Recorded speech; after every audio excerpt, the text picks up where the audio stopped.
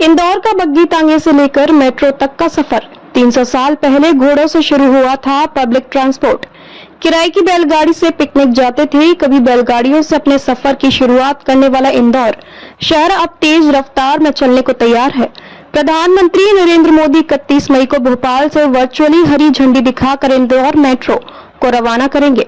इसके साथ ही करीब 1520 करोड़ रुपए से सुपर प्रायोरिटी कॉरिडोर पर तैयार लगभग 6 किलोमीटर की येलो लाइन पर कमर्शियल रन शुरू होगा। इंदौर में मेट्रो की शुरुआत के साथ शहर एक नए युग में प्रवेश करेगा। पब्लिक ट्रांसपोर्ट को नई दिशा मिलेगी। इंदौर में रेलवे का इतिहास करीब 150 साल पुराना है। 1870 में होलकार शाहकों ने इंदौर से खंडवा तक रेल मार्ग बनाने की शुरुआत की थी, जिसमें 1 करोड़ रुपए की लागत आई थी। 5 साल में यह परियोजना पूरी हुई और 1876 में पहली बार रेल यातायात शुरू हुआ। लंबी दूरी की पहली ट्रेन इंदौर से बिलासपुर तक मई 1956 में शुरू की गई थी। अब इंदौर स्टेशन के 6 प्लेटफॉर्मों से रोजाना लगभग 100 ट्रेनें संचालित होती हैं। फिलहाल सिटी बस और आई बस जैसे माध्यम शहर की सड़कों पर दौड़ रहे। हाथी, घोड़े, बैलगाड़ी, तांगा, बग्गी, टेम्पो और साइकिल से होते हुए शहर के पब्लिक ट्रांसपोर्ट में अब मेट्रो की शुरुआत से नई क्रांति की उम्मीद है। 300 साल पहले घोड़ों से शुरू हुआ था ट्रांसपोर्टेशन।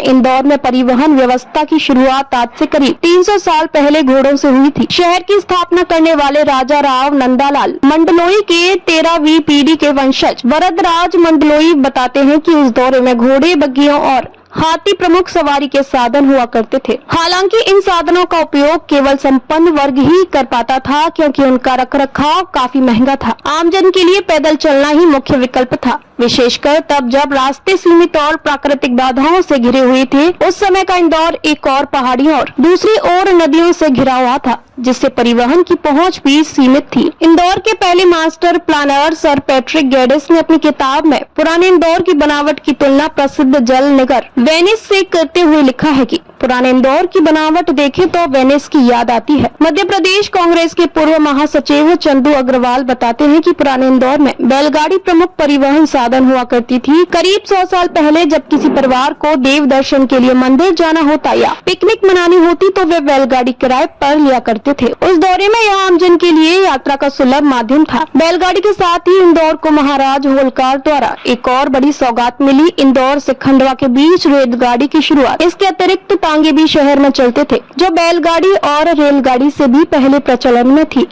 हालांकि तांगे उस समय केवल अमीर तबके की सवारी माने जाते थे, क्योंकि वे उस वक्त आम लोगों को महंगे पड़ते थे।